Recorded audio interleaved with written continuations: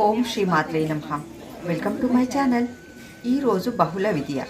ఈరోజు చతుర్మాస ద్వితీయ పర్వము వనభోజనము పెట్టించుట శ్రేయోదాయకము. కార్తీక పురాణము 17వ అధ్యాయము తత్వబోధ.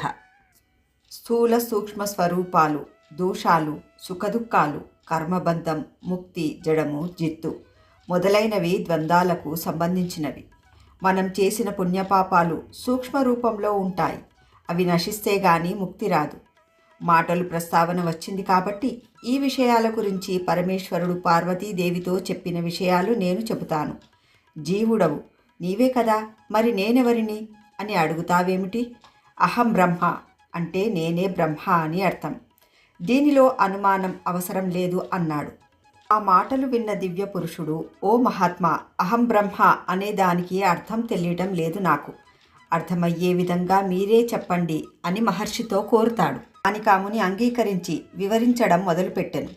వాక్యార్థ జ్ఞానానికి పదార్థ జ్ఞానం కారణమవుతుంది. నీవు అంతఃకరణానికి, దాని వృత్తాంతానికి సాక్షివై, చైతన్య స్వరూపుడవై, నిత్యుడవై, ఆనందరూపుడవై ఉండి కూడా నిన్ను నీవు తెలుసుకోకుండా ఉంటివి. జడరూపమైన ఈ దేహమే నేననే బుద్ధి వదిలిపెట్టి సత్యానంద స్వరూపుడవై పరమాత్మను నేను అనుభవించు శరీరాలు కుండల వలె అనేక లోపాలలో ఉంటాయి.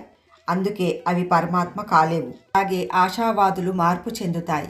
ఆ విధంగానే పంచభూతాత్మకమైన శరీరంలోని ఇంద్రియాలు కూడా నీవు కాదని గ్రహించుము.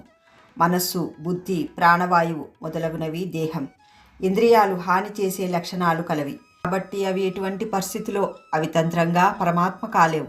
పరమాత్మ సన్నిధానం చేత దేహాదులను నేనని భావించు. దేహేంద్రియమున ప్రాణములు ఉన్న జననము లేని ఆత్మ అని తెలుస్తుందో అట్టి పరమాత్మ నేనేనని గ్రహించుకో. దీపం వేరు, వెలిగే అగ్ని వేరని గ్రహించి ఆత్మస్వరూపుడైన ఆ పరమాత్మనే ధ్యానించు. ప్రత్యక్ష చేతను తనకంటే మించిన ఆనందం లేదని, శాశ్వతమైనదియు, సత్యజ్ఞాన లక్షణాలు కలదియు, అజ్ఞానాంధకారం లేనిది, నిర్మలమున్నో సర్వసంపూర్ణమైనదియును అయిన స్వరూపం పరమాత్మ అవుతుంది. సర్వజ్ఞత్వం, సర్వేశ్వరత్వం, సంపూర్ణ శక్తిత్వం వేదాలలో ఎవరికి చెప్పబడుతున్నాయో వారినే ఆచరించు. వస్తువును గూర్చిన జ్ఞానం వల్ల సర్వజ్ఞానం కలుగుతుందని వేదాలలో ప్రతిపాదించబడి ఉన్నాయో అది పరబ్రహ్మ అని గ్రహించు. ఆ పరమాత్మ కర్మఫల దాతను జీవులన్నిటికీ కారణమని వేదాలలో చెప్పబడుతున్నాయి. జీవాత్మ పరమాత్మ అనే జ్ఞానం కలవాడే పరమాత్మ అవుతాడు. గురూపదేశం వలన విషయం స్పష్టంగా బోధపడుతుంది. ఆత్మజ్ఞానం పొందటం కొరకు మంచి పనులు నిర్వహించాలి. చెప్పకుండా ఎవరు ఏ పని చెయ్యరు. కాబట్టి గురూపదేశం పొంది యథావిధిగా కర్మ చేస్తూ ఆ కర్మ ఫలితం వలన జన్మలెత్తుతూ యోగ విముక్తుడై మోక్షాన్ని సాధించుకోవలెను. నీ కర్మబంధాలు తొలగిపోయాయి. నీవు ఈ విషయాల గురించి ఆలోచించకు అని చెప్తాడా మహర్షి.